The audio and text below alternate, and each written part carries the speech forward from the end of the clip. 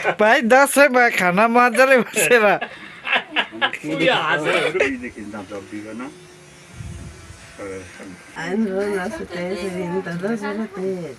राम्रो आँखा देखोस् हो राम्रो welcome back to my blog channel. सबैभन्दा फर्स्ट त गाइस मेरो हृदय मनबाट तपाईँहरू सबैजनालाई ह्याप्पी दसैँ। अन्त सबै जग्गाकोलाई ह्याप्पी दसैँ, विश्वभरिकोलाई ह्याप्पी दसैँ।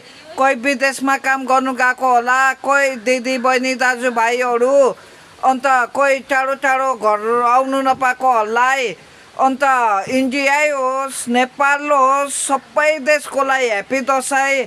अन्त आज मेरो घरमा नि कसरी दसैँ मनाउँदैछु देखाउँदैछु यो ब्लगमा। तपाईँहरू स्किप नगरी हेरिदिनुहोस् होला यो ब्लग। अन्त हामी सबै मजाले मनाउँ दसैँ। अक्टोबर 2 तारिकदेखि चाहिँ आज हाम्रो दसैँ स्टार्ट भइसकेको छ। अब मेरो घरमा नि दसैँ मनाउँदैछु। त्योभन्दा अगाडि चाहिँ मेरो बचपनदेखि आँखा कम्ती देख्छु, तपाईँहरूलाई नि तल ब्लगमा देखाउँदैछु। आज मेरो घरमा नि राम्रो दसैँ मनाउँदैछु। तपाईँहरू स्किप नगरी हेरिदिनुहोस् होला। अन्त विश्वभरिकोलाई मेरोबाट ह्याप्पी दसैँ छ, हेर्दै गर्नुहोस् होला यो ब्लग। यहाँ हेरिदिनुहोस् होला मेरो बाबाले चाहिँ ठुलो दाजु ठुलो भाउजूलाई चाहिँ टिका लाउनु थाल्यो। अब टिका लाउँदैछौँ हामी। आशीर्वाद दिनुहुनेछ। यहाँ चाहिँ बस्नु भएको छ मेरो माइला दाजु। भइगयो त, गरिब भयो भने होइन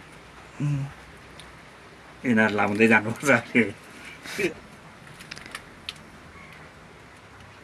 राम्रो आशीर्वाद दिनु है बाबा।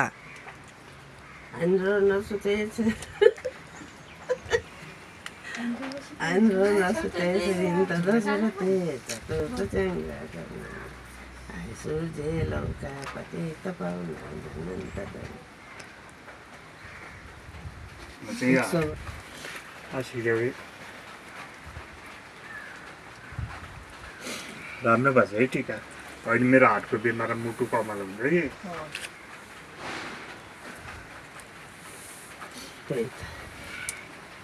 कि मुटु हल्केर के हातको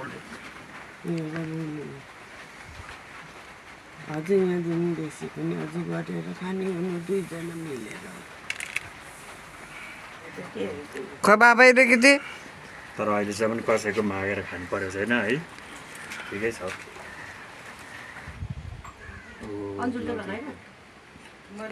हुँदैन भने चाहिँ अस्ति चाहिँ हुन्छ भने अहिले हुँदैन भने मान्छे छेउमा गरेर खानु देखाएर खानु वर्षदेखिको कामै गरेको छैन अरे। अन्त मान्छेदेखि दब्बिनु हुँदैन, कोहीदेखि नदब्बिकन गरेर खानु। कोहीसँग नडराउनुहोस्, आफ्नो खानु छ कोहीसँग डराउनु हुँदैन। मजदुर गरेर खाएर भने हामी जिन्दगी बिताइरहेको छौँ होइन।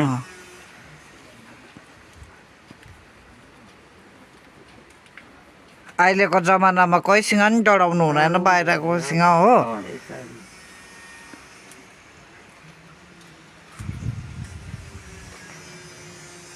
हाम्रो घरको माइली बुहारी सदाभरि दुईजना छोराबारी सदाभरि यसरी नै सुखिरहोस्, यसरी नै सुखी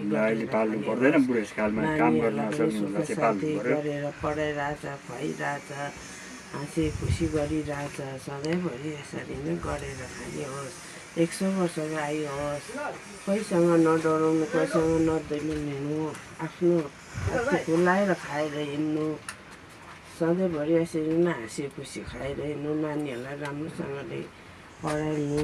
अब एउटा त पढिसकिहाल्यो, एउटालाई छ पढाउनु।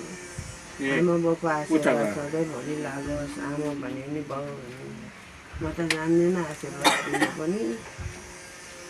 सुखी शान्ति गरेर दुईजना गरेर खाएर बस्नु, छुट्टा छाटा नखाए। मेरो आशीर्वाद चाहिँ त्यति नै छ। भगवान् छोराछोरी राम्रो होस्,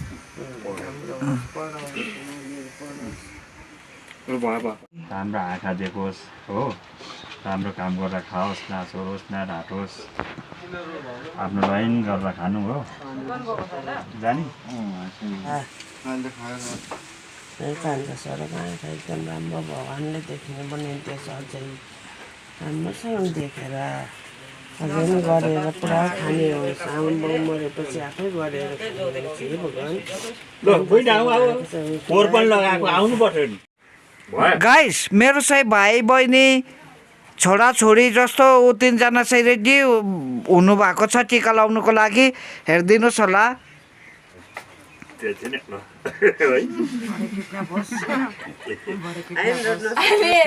आइन्द्र नसुते सिरिन्त दशरथे चतुर्थ च्याङ्ग्रा सूर्य लौका पाती तपाउन अनन्त दुजे धने बन्द लाइन्थ्यो उहिले हाम्रो बाउले हजुर उहिले आमा उहिले ए हजुर लगाइदिन्थ्यो बाजेले हजुर बाजेले तिमीहरूको बाजे यो चाहिँ मेरो माइला दाजुको कहाँ लगाइदिन्थ्यो ठुलो छोरालाई लाउनु सुरु गर्नु भएको छ यो चाहिँ जेठा दाजुको छोरी यो चाहिँ मेरो दिदीको छोरी राम्रो नोकरी गर्नु राम्रो काम गर्नु यता छोरी आमा बाउ पाल्नु बिग्रेर नहिँड्नु एकदम गरी खाने यहाँ चाहिँ मेरो दिदी यसपालि टिका लाउँदैन ए आशीर्वादले चाहिँ राम्रो काम गर्नु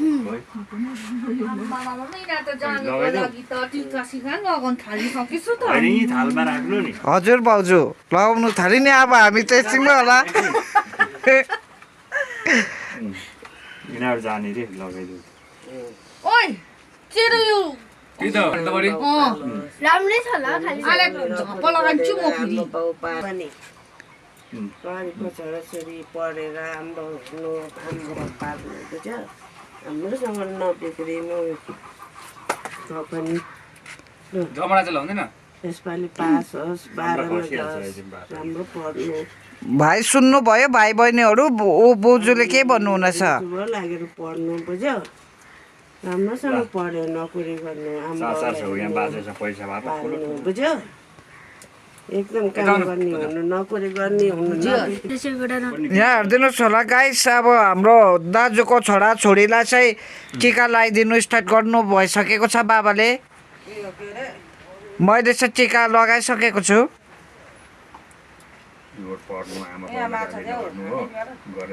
भाइ तिमीहरूलाई दसैँमा खुसी लागिरहेको छ खुसी छ नि सबलाई है त खुसी छौँ हामी। बाजे बोजू हुन्जेला आशीर्वाद बाजे बोजू मरेपछि कसको आशीर्वाद र होइन छैन नि बाउ मरिजान्छ एकदम पछि बाबुआमालाई हेर्नुपर्छ पाल्नुपर्छ बुढेसकाल भएपछि बाबुआमाले काम गरेर खुवाउनु सक्दैन तिमीहरूलाई हो अहिले त कुल्ली काम गरेर भने नि पढाइरहेछ खुवाइरहेछ बिचरा ल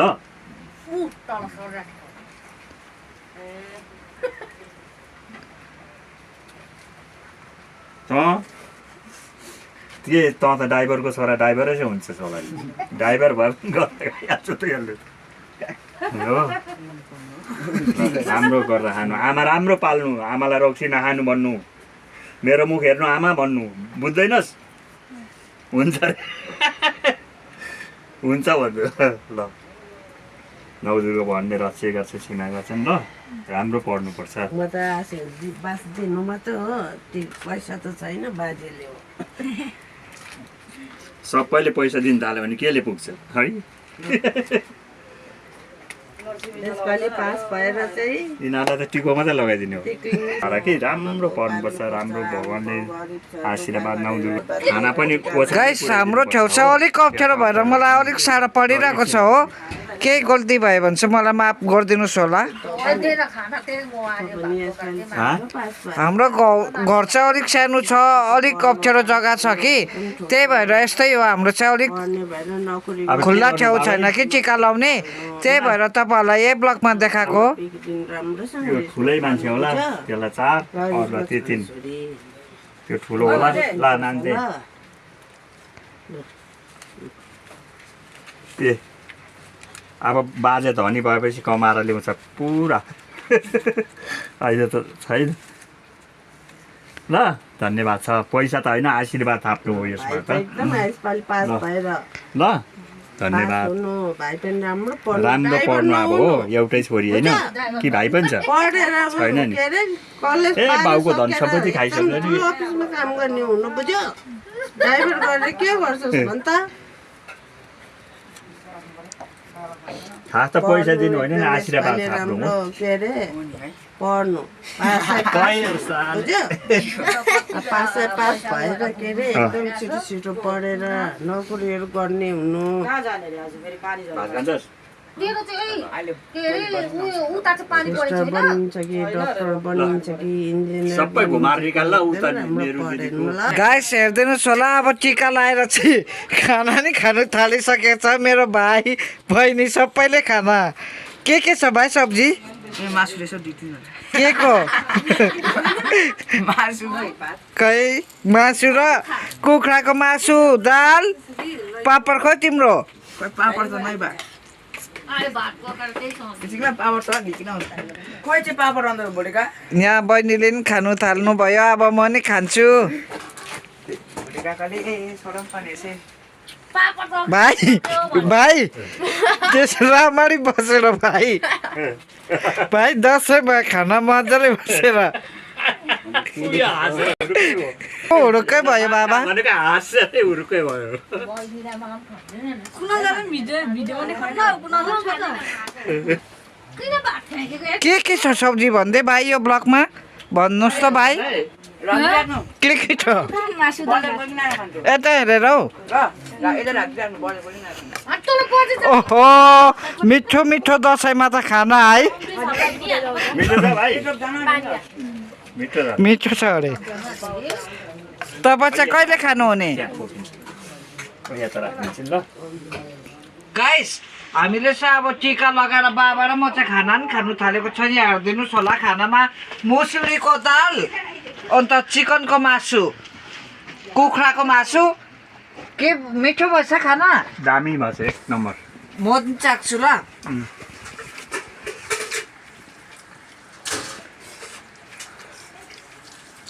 हाम्रो चाहिँ फ्यामिली सानो छ तर हाम्रो अलिक मिडल क्लास पनि हो कि हामी त्यही भएर घर पनि सानो छ फ्यामिली पनि सानो छ छिटै टिका लगायो छिटै खाना खाएर हामीले चाहिँ गाइस दिनमा तपाईँहरूलाई के भन्नु छ हामीलाई हामी बिहा गरेको ऊ म 20 वर्ष ऊ कति वर्ष 22 वर्ष हो म 19 तिमी 18 म 20 होइन नि हौ हो म 20 हो 22 तिमीहरू 22 म 20 ऊ 22 वर्षमा हामी बिहा गरेको अहिलेसम्म हामी यसरी नै बसिरहेछौँ त्यसरी नै नानीलाई राम्रोसँगले हामीले खुवाएर पियाएर खुसी गराएर राखेछ दुईजनाको कहिले पनि मजदुर गरेर खाए पनि हामी राम्रो खुसी हाँसी खुसी छौँ हाम्रो छोराछोरी सबै खुसी छ खुसी छ सालमा हामी यसरी नै खुसी गरेर हामी मनाउँछौँ नाति नातिना सबै छ मेरो अब हाम्रो नाति नातिनाहरू हाम्रो 12 क्लास सकिसक्यो र पनि हामी बाँचिरहेछौँ अब त के जान्नु कुनै दिन अब जानु पनि सक्छ होला अहिले चाहिँ हामी बाँचेर यसरी नै बसिरहेछ म हार्टको बिमार हो डायबिटिस हो अब के गर्नु दुःख सुख हाम्रो यस्तै छ जिन्दगी जिन्दगी हाँसी खुसी बिमार होस् जसुकै होस् हाँसेर बिताउनुपर्छ भन्नु हाम्रो यतिकै हो यसै छ ह्याप्पी दसैँ भनिदिनु न दुईजनाले 2025 सालको गाइस म चाहिँ फर्स्ट दिन दसैँको टिकाको ब्लग चाहिँ एन्ड गर्नु आँटेको छु त्यो भन्नुभन्दा अगाडि चाहिँ तपाईँहरूले मलाई सपोर्ट दिनुहोस् माया दिनुहोस् 1000 सब्सक्राइबर छिटोभन्दा छिटो पुऱ्याइदिनुहोस् अन्त कमेन्ट गरिदिनुहोस् लाइक गरिदिनुहोस् शब्द सेयर गरिदिनुहोस् बेल आइकन थिचिदिनुहोस् अन्त बेल आइकन थिच्नु भयो भने चाहिँ तपाईँहरूले मेरो नयाँ ब्लग हेर्नु सक्नुहुन्छ अन्त शब्द सेयर गरिदिनुहोस् माया र सपोर्ट चाहिँ जरुर दिनुहोस् अन्त फेरि म दसैँको पार्ट 2 लिएर आउने छु तपाईँहरूलाई यो ब्लगमा हेरिबस्नुहोस् होला मेरो ब्लग अन्त पार्ट 2 छिटो ल्याउने छु ब्लगलाई गर्छु एन्ड